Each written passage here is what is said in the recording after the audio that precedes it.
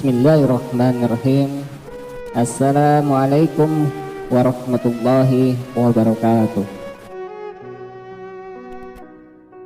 Alhamdulillahillazi an'amana bi ni'matin iman wal islam wa akramal muttaqina bi jannatin wa huri'in. Wassalatu wassalamu ala rasulillahi nabiyina Muhammadin wa ala alihi wa ashabihi wa man tabi'ahum bil ihsani ila yaumil qiyamah. Amma ba'du.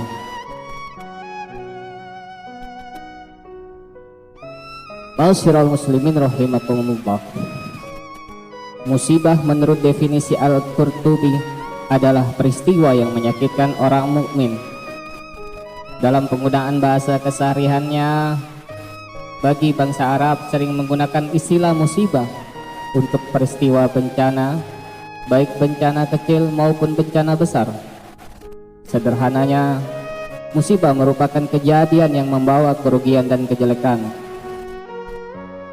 Definisi ini sering dikaitkan dengan sebuah hadis yang diriwayatkan oleh Ikrimah. Pada suatu malam, lampu Rasulullah padam. Beliau berucap, "Inna lillahi wa inna ilaihi raji'un." Lalu seorang sahabat bertanya kepada beliau, "Ya Rasulullah, apakah ini termasuk musibah?" Kemudian Rasul menjawab, "Iya, segala sesuatu yang menyakitkan adalah musibah." Para ulama sepakat bahwa kehidupan dunia takkan pernah terbebas dari musibah. Tidak ada kesenangan hakiki di dalamnya. Semua kesenangan duniawi dalam pandangan Islam hanyalah bayang-bayang semu. Ma'asyiral muslimin rahimakumullah. Sudah menjadi keyakinan dalam kehidupan kita bersama bahwa segala yang ada permulaannya tentu akan ada penghabisannya. Tiap-tiap yang ada awal pasti akan ada akhir. Tiap-tiap yang bernyawa pasti akan mati. Kullun nafsin za'iqatul maut. Setiap yang bernyawa akan merasakan mati. Tidak ada keabadian di dalam dunia ini. Semuanya datang dan pergi silih berganti, berubah dari pergeseran masa dan perputaran waktu. Demikianlah kalau kita mau merenung dari alam di sekitar kita, sejak dari kehidupan tumbuh-tumbuhan, kehidupan hewan, sampai pada kehidupan kita yang bernama manusia. Lihatlah dari kita manusia misalnya, dimulai kita terlahir dari alam kandungan ibu. Keluar dari alam kandungan ibu kita menjadi bayi yang merah tak berdaya, pun kemudian berangsur meningkat menjadi anak-anak. Dari kehidupan kita anak-anak, berubahlah kita ke kehidupan remaja dengan segala keceriaan dan kelincahannya. Dan dari usia remaja, naik lagi kita ke usia dewasa, untuk kemudian berangsur memasuki hari tua. Lalu setelah hari tua, sehari, seminggu, sebulan, setahun, sampailah kita pada batas waktu yang telah ditentukan oleh Allah, yang dinamakan ajal, dan bertemulah kita dengan yang disebut maut. Ma'asyiral muslimin rahimakumullah. Kalau saja kita mau merenung atas perubahan-perubahan yang terjadi pada diri kita, seharusnya membuat kita insaf dan sadar. Dunia bukan tempat tinggal kita, tapi dunia tempat yang akan kita tinggalkan. Boleh jadi sekarang kita di atas tanah, tidak lama lagi tanah yang ada di atas kita. Sekarang dunia nyata, akhirat cerita, namun sebentar lagi dunia tinggal cerita, akhirat nyata. Makanya kalau kita mau bertaubat, jangan tunggu nanti-nanti. Nanti kita keburu mati. Jangan menunggu kapan-kapan, nanti keburu kita dikafani.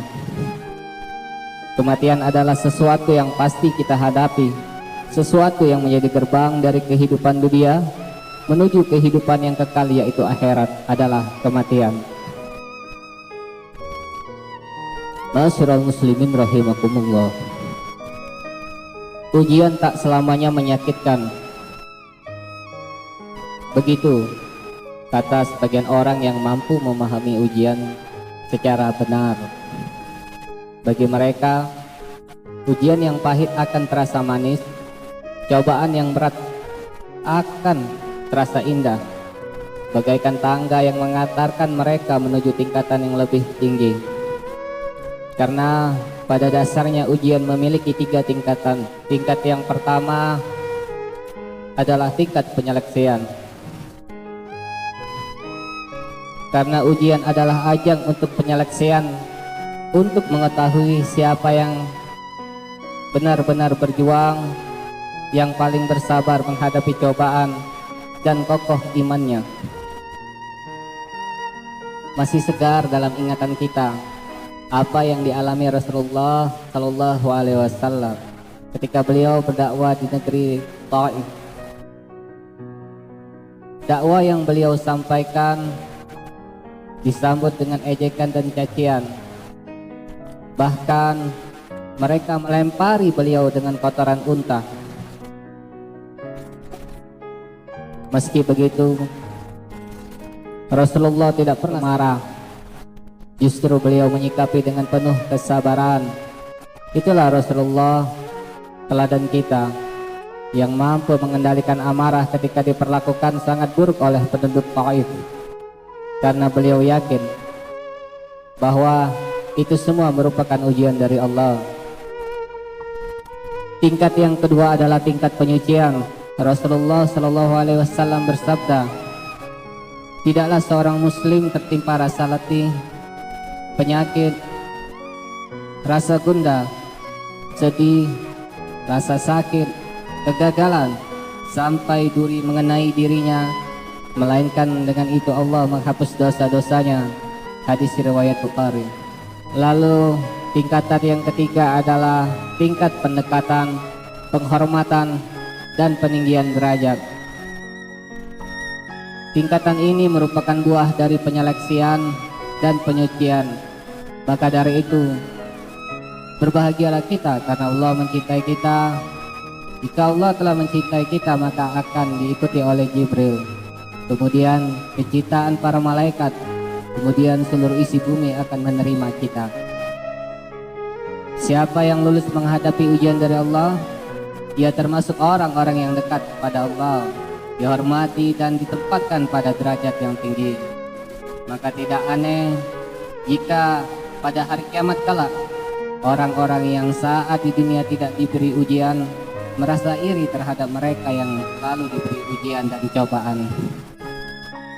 Hal ini sebagaimana terlukis dalam sabda Rasulullah Sallallahu Alaihi Wasallam, orang-orang yang sehat amat menginginkan nanti pada hari kiamat ketika orang-orang yang mendapat musibah diberi pahala. Seandainya kulit mereka dipukul ketika dunia dengan pemukul sehingga terkelupas. Hadis riwayat Tirmizi. Ma'asyiral muslimin rahimakumullah. Demikianlah yang bisa saya sampaikan. Mudah-mudahan bermanfaat. Apabila ada kata-kata yang salah, saya mohon maaf, dan kepada Allah saya mohon ampun. Aqulu qawli hadza wastaghfirullahal azim li wa lakum wa lisyairil muslimina wal muslimat fastaghfiru innahu huwal ghafurur rahim. Wassalamu alaikum warahmatullahi